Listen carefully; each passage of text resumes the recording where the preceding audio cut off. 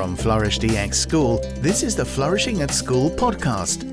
With mental health becoming a global priority, we are your partner for creating schools where students, teachers and school leaders feel good and function well, becoming the best versions of themselves and contributing to a flourishing world. Welcome to the Flourishing at School podcast. I'm Tamara Lechner. Each week, we bring you the best practitioners, academics, and everything in between in order to inform best practice in whole school mental health. I'm delighted this week to be joined by my friend, Carol Radford. Carol and I have both been involved in a positive education community of practice for a couple of years now, hasn't it been, Carol? I think it's almost 3 years, Tamara. COVID did this weird time expansion where it could be 3 years or 12 seconds. It's so true. And so Carol is a teacher of 21 years who has also worked in higher ed and has been part of Harvard's Mentoring in Action. And she does a lot of mentoring and training for novice teachers, and she's written a book. So instead of me telling the audience about you, Carol, can I ask you in 5 minutes or less to give us an overview of who you are and the work you do? Oh, yes, I'd love to do that. And thank you for welcoming me to this wonderful platform. And as I listened to some other podcasts, I'm just inspired by the way in which your group and your organization are making an intentional effort to bring our voices out to the universe. And I so appreciate it. Oh, thank you. I am a teacher, as you mentioned. I will always be a teacher, even though I'm not in the classroom right now. But my story is one of deciding to be a teacher when I was very young and following that dream into the classroom for an elementary classroom for 21 years, when what happened is I hosted a student teacher. And as soon as I hosted a student teacher, this whole other part of me emerged, which was this mentoring piece of helping someone else learn how to teach. And at that point, I really didn't know what I was doing. And the university just said, well, just let them follow you around and they'll just, they can just watch you. Now, we've learned since in research that doing that probably is not the best practice, because an excellent teacher may not be an excellent or effective mentor. So this started my journey in learning how to help someone become a teacher. And that's what led me to Harvard Graduate School of Education and my doctorate. And I had done some other projects in the state. And then I worked in higher education for 21 years, designing mentoring programs and helping career changers become teachers, and learning a lot and listening a lot to what mentors said they needed. And then an interesting thing happened that moved me into where I am today, which is Mentoring in Action, founding my own company. I decided that I would become a yoga teacher. I thought I would just leave the classroom and do something for myself. So in 2014, I became a yoga teacher. I did the 200-hour training and another 100 beyond. And I thought I would be working with general audiences. And what actually happened is mentoring programs kept calling me and saying, we need you. We need you to train our mentors. Well, what are you doing? And the two big ideas merged. So that's when my focus on teacher well-being and wellness started to percolate and help me to develop at Mentoring in Action. We developed a mission with a group of mentors that helped me to transform education for students by supporting mentors and their novice teachers. So we had this very cool mission that we've slightly changed recently to expand to all teachers, not just mentors and novices. So that yoga experience kept me in the mentoring world. And now I've merged the mindfulness practices with the mentor training, and it's helped me write in different ways. So what I've been doing for the last 5 years is writing books. I've written, oh my goodness, second editions for my mentoring books, 2 mentoring tools, my favorite, Teaching with Light, 10 lessons for finding wisdom, balance, and inspiration. I think you've seen that one. Yes, yes. Colorful. And next month, Tamara, my new book is coming out, and it's called When I Started Teaching, I Wish I Had Known, ... Weekly Wisdom for Novice Teachers.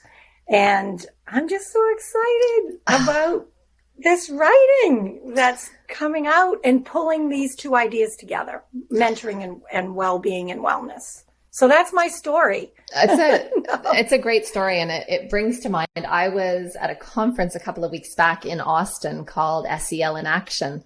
And one of the gifts they gave to the teachers who were participating was a morning yoga class. And it was taught by an experienced classroom teacher who was now teaching yoga for classrooms. And so it's interesting that often, I think, out of a recognition that there is a lack of balance, and I don't love the word balance, but taking care of yourself and taking care of your students, often teachers are drawn to yoga as a healing and recovery practice, and bringing it into the classroom rather than waiting until you're burnt out or needing more well-being. If you're bringing it in as part of your regular recovery, it's also a great model to teach your students and your novice teachers that, okay, we do hard things and then we recover. We do hard things and then we recover. I love that. I love the way that you're exemplifying the word balance, because as I read in different places, there is no such thing as work-life balance, because I always feel like I'm working all the time because I'm creating and writing and thinking. So you can't really shut it off. So that integration that happened when I was trying to get away from my day job, my mentoring, I discovered that it's more of an integration. So I'm trying to find, it's all life. It's all mindful living, whether you're teaching or working or designing or writing a lesson plan or anything. It's how we respond. But there are skills for that. I mean, there are skills that we can learn. And I think that's what I really learned in the yoga teaching and the meditation. And John Kabat-Zinn has a mindfulness-based stress reduction. There are protocols, social and emotional learning for teachers, not just for the kids.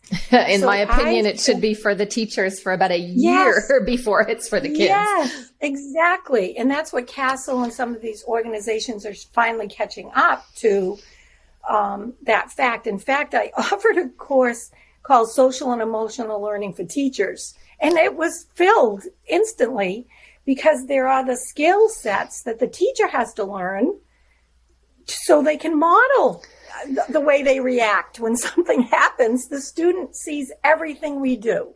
Yeah, and one of our guests. It's a better teacher to model than to tell. You are so right. We had another guest, Lisa Bayless, and she said, you can't co-regulate with a student if you're not regulated yourself. And it's just so true that we often try to put their oxygen mask on while we are running out of air. Yes, I love that metaphor. And I think that is what the profession is finally getting closer to understanding as teachers are leaving in droves in especially hard to staff schools. And I can just tell from my work with the Teaching with Light book, creating a course for the teachers called a book study called A Circle of Light, because they want to be in a circle of light. We don't want to be complaining and moaning and groaning. Yes, things are hard, but we need that skill set, and we need the camaraderie of like these kinds of podcasts that you're doing, of talking about things that are actually helping us to identify our resilience instead of just complaining. And some of that is justified. Absolutely. So I guess that segues really nicely into my first question for you is given your breadth of knowledge and experience, what do you think is most important for teachers and those in the education field today? So I love that question, and it's so timely because I've just been finished operating a chapter for actually an academic book. It'll be one chapter, and the focus of this book is on mentoring and well-being. It's like, what's the connection between mentoring and well-being? So as I was preparing and finishing this up, I did this process on myself that I always gave as a final exam for my mentor teachers in their course. So I had this article, and it's wonderful for your listeners if they want to read it. It's by Richard Elmore, and it's called "I Used to Think and Now I Think." And you can just Google it. He's a Harvard professor. And I would give it in the mentoring course because I wanted to know, did the mentors shift their thinking from the beginning of the course to the end? In other words, was I influencing anything? And what kind of thinking was it? And I always was surprised at the different learnings that the mentors in the exact same course shifted. So I did this process a couple of days ago. So I'm going to share with you how my thinking has shifted, because I've actually been doing this work for more than 40 years. So I've seen the shift. So this is what I used to think for mentoring and for what schools needed. I used to think if you aligned your mentoring program to the district goals, teacher evaluation, standards, that we could keep mentoring at the center of a district's action plan and make it really visible. And we would help those novice teachers, and we'd keep teachers in teaching. And that's what I have been working on for decades. And now I think we have to intentionally create some kind of collaborative curriculum so the novice teachers are more engaged right up front, that they're more prepared for teacher leadership roles, that they are thinking about their classroom teaching using very targeted reflection strategies, and that the mentor isn't just driving the conversations anymore, and that this collaboration will actually empower and spread through the school. I'm shifting my thinking on that. That's one. Now, the second thing I used to think is that the way we mentored is through schools of education and research and what works and teacher disposition. And if you learn how to manage your classroom, you'll be a great teacher. All of those strategies, that visible learning, blah, blah, blah, all of that. Now I'm shifting my thinking to wellness and well-being. We have to teach the strategies of mindfulness, of how to recognize when we're resilient, to learn the protocols for a variety of wellness strategies. And it has to be on purpose, intentional, because we are losing too many of our youngest teachers, and even our veterans are leaving. So that big shift is the content of mentoring and teaching at universities has to change. It has to include this. The whole human being has to be addressed, the person behind the teacher that's really the teacher, because we're all human beings. And the last thing that I've shifted is I used to think one-on-one mentoring, the confidential mentor, that targeted person, your friend, the trusting colleague, all what the research says. And I'm still saying you need that. We have to go beyond that. We have to create intentional problem-solving groups that novices can come together with their mentors and solve problems. We have to create sharing best practices group targeted for these beginning teachers and the mentors. And the teaching with light, circle of light has come out of that thinking. And it doesn't all have to be live. It can be on Zoom, it can be reading, it can be book studies. But that's like a huge shift. And it really goes back to my yoga training in 2014, but it's trickling in. What do you think of those ideas? So the first thing, I'm grabbing that I used to think and now I think. I love it when I learn something from a guest that I think, okay, this is going to change everything, because I do a lot of coaching, and that's a brilliant check-in that you can do, whether you're in a large group on Zoom and have them type in the answer, or whether you can do it in a one-on-one setting. And so number one, thank you for that. I'm going to grab that. As far as what I think, I could not agree more with what you're saying. And I know from conversations that I had at the SEL in Action conference about the United States, and I should say for our audience, because we never said where you are. You are based? I am based in Massachusetts, in the U.S., but I am currently in Florida at my wonderful winter place, and I get to be warm, and I can do all my work from here. So yes, I am. You are lucky, and so the teachers that I was talking to at the SEL in Action conference were all American. But I've also been involved with groups in the UK and some groups in Germany and some groups in Australia. And everybody has noted that novice teachers aren't sticking it out. And there's this real, I think, an incorrect belief that I've heard a few times from the district level saying, oh, these young teachers just aren't gritty. And what Jason and I, my co-host who's not here today, Jason, we've said, actually, the research is much like the research we've seen for nurses, that this generation will not tolerate a workspace that is depleting their psychological health and safety. And so they step away from something that doesn't serve them, which is actually a strength. But where does that leave our students if we have a generation of teachers who are no longer willing to stop breathing so that they can get the masks on the others?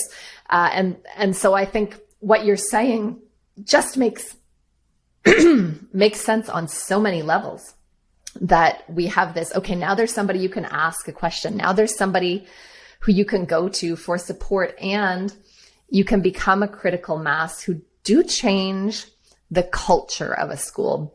Because where I hear teachers feel disempowered and often make very disempowering statements is, well, I can't change policy. That's just the way it is. And I always say, if enough people change culture, policy will change to follow. I love that. And it is the critical mass. And that's why these three big shifts, when you read the article, Richard Elmore's, it's you do 3 shifts. I used to think this, now I think. So that's why I did the whole process with the 3. And I think when you do that, we get a targeted focus on the school culture, because mentoring is invisible. It's assigned, it's required in a lot of places. It's like a perfunctory check off the box, everybody gets a mentor. But we don't spend time looking at the retention rate, other than the HR people always rehiring. And I said, let's stop. So what is missing? And when I've had thousands of conversations with mentors, novice teachers, and people want to be part of something. They want to feel that they're valued. And the novice teachers coming in are not just straight out of college. They're career changers. And that's another reason they're not putting up with being uncomfortable. And then it's that surprising comment of, gee, I didn't know it was like this, and I wasn't prepared for this. When I spent my time in higher ed, that's kind of part of my story, developing these mentoring books, was for the mentors that were working with the graduates of my program that got into teaching and went, oh my God, this is a lot harder than student teaching. So there's all of that awareness that needs to be embedded into the pre-service work and then the in-service work. But I think mentoring because mentors are leaders. I see mentors as teacher leaders. My life's work, really, in my career has been focused on the mentor. And so I hesitate to expand to all the teachers, but it's that mentor is the oxygen mask. Is the healthier the mentors are in your school, the healthier the new teachers are. And that's what spreads. And in these districts now, there's a critical mass of new people. So we have an opportunity in many ways to have a breakthrough here. If we think about what we're doing, it has to be planned. Yes, I could not agree more. And one of the ways that I often advise clients to plan is to learn from the mistakes of others. So in your work, developing mentor programs and sharing them with districts, can you share a lesson that you've learned from something that did not work? Okay, you want the dirty laundry now, right? You want to know. I love the dirty laundry. It wasn't all so good just writing all these books. No, is anybody listening, right? So I think the mistake, it's a learning. All right. The biggest issue that I faced, because I'm very passionate about this mentor focus and everything, is that I didn't early enough take into account that everybody didn't think like me. that there were stakeholders who had budgets and money and other opinions, and I didn't have them part of the leadership team. I drove my writing and my passion, and I kept it in the circle of listening to the mentors, the mentor leaders, building them up, the novice teachers, and getting them to share. And I only looked outside when I one day said, this mentoring is all going to go away unless we align it to the district standards. So that was like my first toe into the district standards. And then I started working with superintendents and assistant superintendents and saw that the stakeholders, even the school committees, like the mentoring has to be presented at the end of every year. The success stories should be reported at the school committee meeting. And instead we have our little meeting, we pat each other on the back and we go on. So the big mistake, which I'm readjusting by saying it out loud to your audience, is sharing that we need a group of stakeholder advisors that oversee mentoring. And I think the word retention catches people's attention. And we say, this is about retaining teachers and saving money. It's like saying the words that other stakeholders want to hear. Instead of me just talking academic, let's reflect, let's learn a protocol from Castle. Yes, let's do all of that.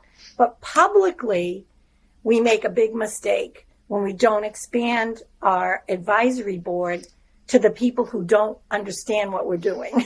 Yeah, is that resonating with you? It's resonating so much. And the thing that comes to mind for me, I call this the duct tape solution, that if you only see duct tape as being able to hold something to your fridge, then you're selling it short. And so you have to look at all of the things that duct tape can do. It can go around wires. You can make a wallet out of it. You can use it to put up the cuffs of your pants. And so you need to think of all of the problems that all of the stakeholders need solved, and then visit all of those in the way you talk about the work you do.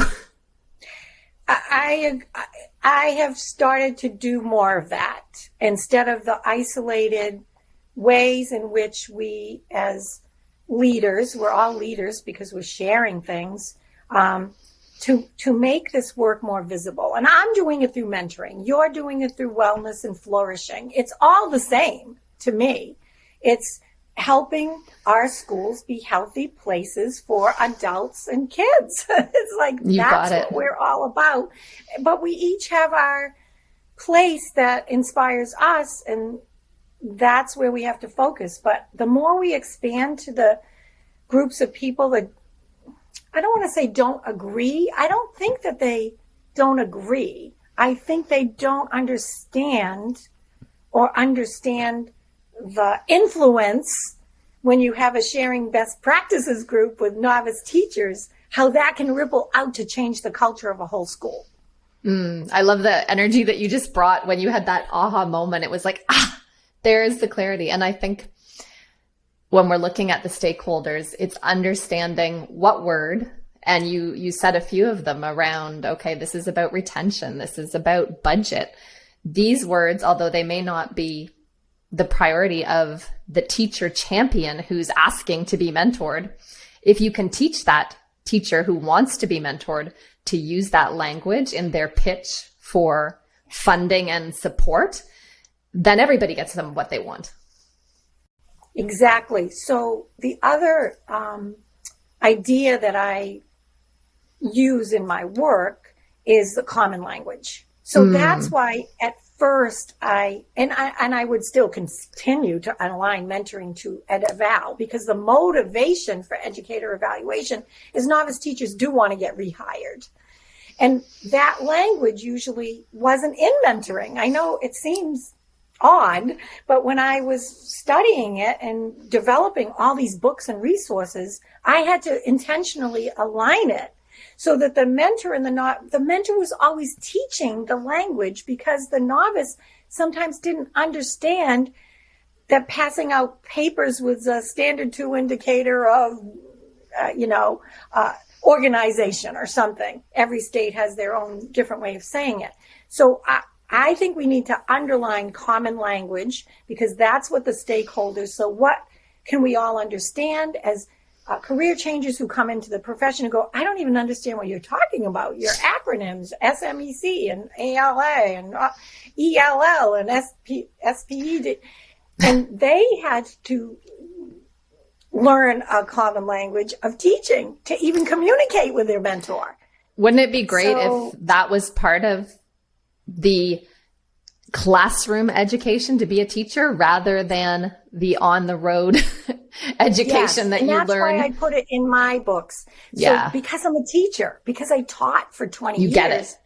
I get it, and I know what they're missing. So that is in there, and more wellness is coming into my work, and it's expanding that way. But you know what, Tamara, I just did align another common language. Let's see what you think of this. I've been reading Seligman's book, Flourish, and the PERMA elements really were not a language. I mean, it's a language of positive psychology and wellness that is organized. And I was like, oh, what's that? And as I looked at PERMA, it's in positive, right? Positive emotions, engagement, relationships, meaning, and accomplishment.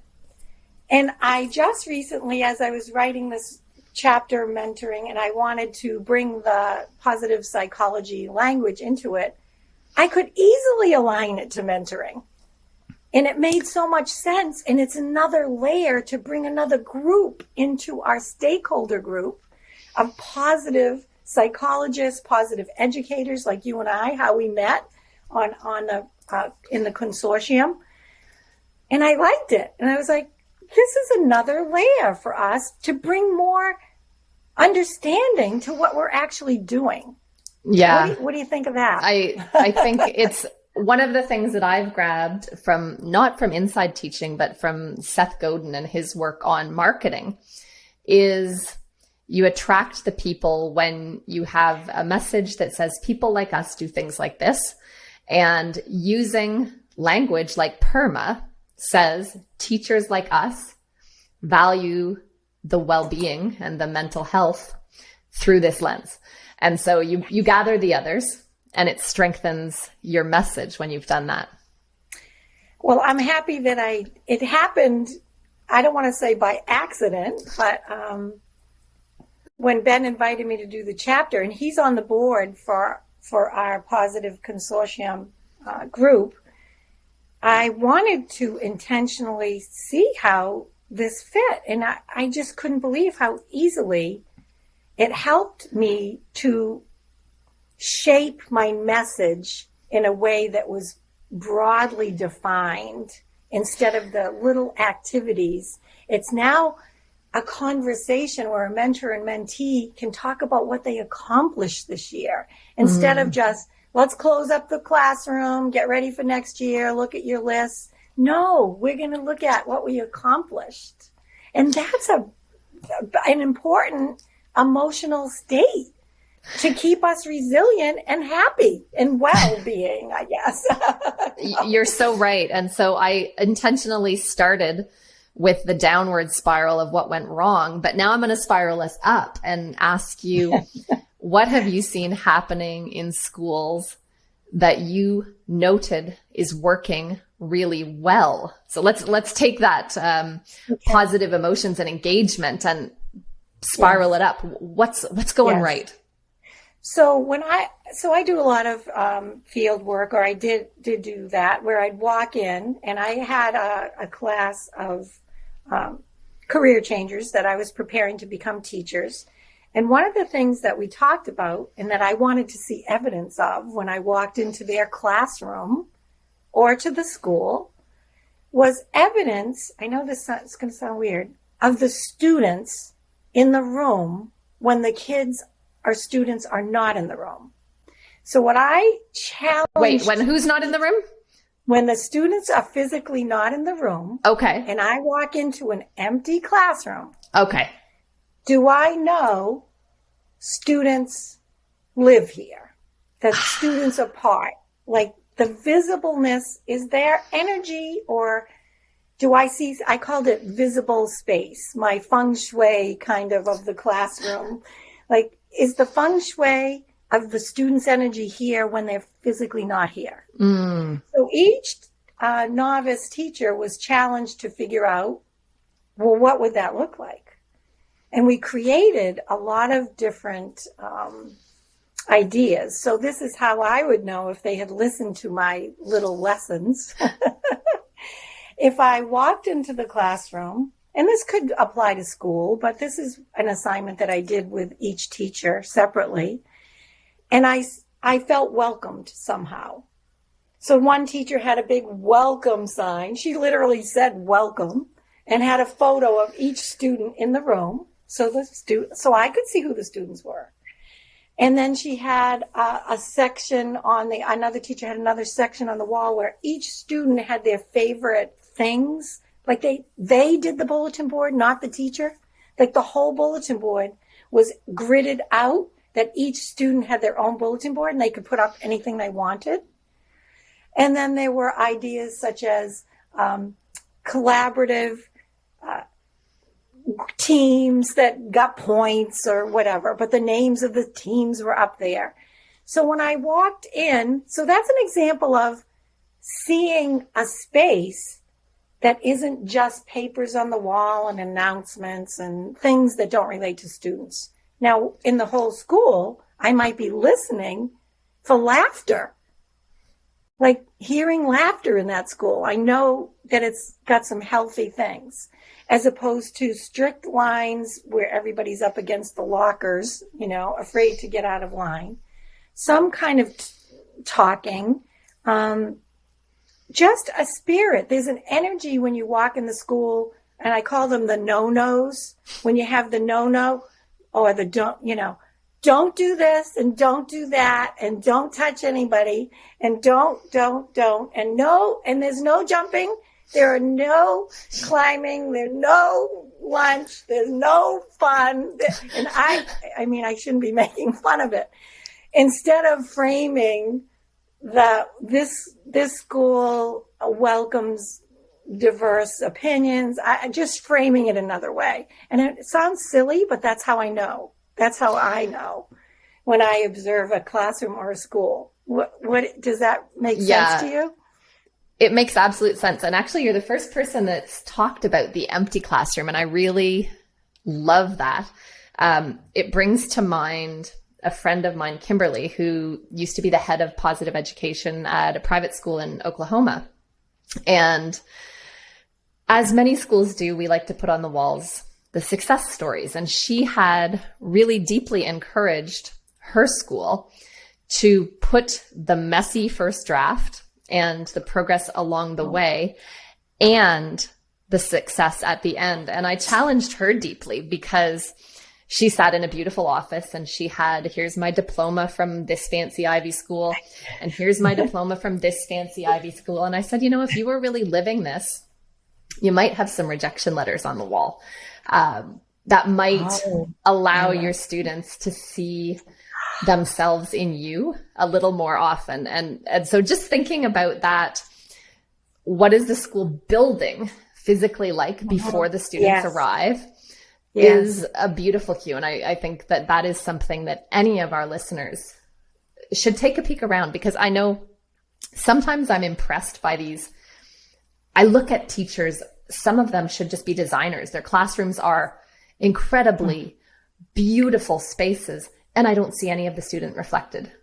Yes. So that's it's like what the assignment was. Yes. Yeah. Yes. And so that's, I think, a really great filter for teachers who have beautiful classrooms or who have messy classrooms to say, is my student alive when they're not in the room? Yes. Oh, good. I'm glad you like that. I hadn't thought about that for a while, and it was a really important transition for me because I used that in my own office space, the feng shui and the colors, and I like a pretty space. But I think it does need to be transferred into the classroom with the students' energy being there. And both of my sons are teachers, by the way. Oh, wow. So it's so interesting. Michael teaches at a high school, and Adam's at a high school now. He's TV production, and Michael's a history teacher. And that's the first lesson when they asked Mom to come in, because I am a teacher. And that was the first lesson that I gave them. I'm like, where are the kids? And Adam just recently sent me a photo. He started teaching his second term students or whatever. And he said they were so excited because he took Polaroid photos of all of them. And there they were, 70 students in his TV production class. And he said they just love looking. They go up to the wall and take a picture of them in the class with all the other students. So it's subtly creating a community that the teacher isn't the only member. And the teacher should put their photo too. Yes, yes. No hierarchy. We're all in this. And then they made up they took their first names and made the little poems with a value or something they liked. So it just clearly adds that creativity of the student into the classroom. Clearly mentoring is working for your sons and for your clients and the people who have read your books. What I want to ask you as kind of a final question before we wrap up, because you've shared some great resources as stories along the way, but I wonder if you have any favorite podcasts or books, of course, show us your books, that you can share with our audience that you think would be high value for them. So for me, because my focus right now is on wellness and well-being and getting myself more integrated back. So I love forest bathing books. Do you know anything about forest bathing? Yeah, I live on Vancouver Island and I go hiking in the mountains, in the forest almost every single day. And so although I never called it forest bathing, I am very forest clean. Yes. So I got it. I explored, I can't even remember who introduced me to it, but there are lots of books on forest bathing. The one that I just have next to my computer right now is called Forest Bathing Retreat, Find Wholeness in the Company of Trees. And I'm just a tree person. I love trees, and forest bathing is a healthy, mindful meditation. I teach forest bathing classes in Massachusetts in a big park that helps teachers and anyone who wants to come to my class just learn how to use our senses through the wisdom of the forest. So I love that. I'm just going to mention this book because it keeps showing up. Have you read Liz Gilbert's Big Magic? I love Big Magic, and I love her podcast. Yes, I do too. So that's the podcast and the book. But then the other, I guess it's not really a podcast, but what I have faithfully listened to or use is an app called Insight Timer. So you're familiar with that? I don't know. I use it every morning. I have meditations on there, and I listen to David G. Yes, I was going to say, and my two favorites are David G. and Sarah Blondin. Have you done Sarah Blondin? I haven't. So David G. Her. I met David G. when we were both training at the Chopra Center. So he was part of my team because I'm a primordial sound meditation instructor. And I'm jealous. He's a brilliant, brilliant man. And I just loved his voice. So I listen to him every single morning. Shout out to David G. I love that. Well, I'm going to recommend Sarah Blondin. She has a few courses. And I just like the music. If I can't sleep at night, sometimes I just put my earpods in, and there's a lot of meditation music, and I love the solfeggios and just drumming. So I like Insight Timer. That's my awesome. These are great resources. Thank you for your generosity. You're welcome. And that brings us to the end of today's episode of the Flourishing at School podcast. Now, if you're listening to us, you can also watch us on the Flourish DX YouTube channel. And we're going to share some of the best bits on our LinkedIn page, where I invite you to connect with me, with Jason, and with Carol, who is resuming her LinkedIn presence. That's it for today. We'll catch you on the next episode. And until then, keep flourishing in school and in life. And thank you, Carol. Thank you so much. I really enjoyed being with you today. You've been listening to the Flourishing at School podcast. To stay up to date with the latest on whole school mental health, follow Flourish DX School on LinkedIn and subscribe to the Flourishing at School podcast at www.flourishingatschool.com.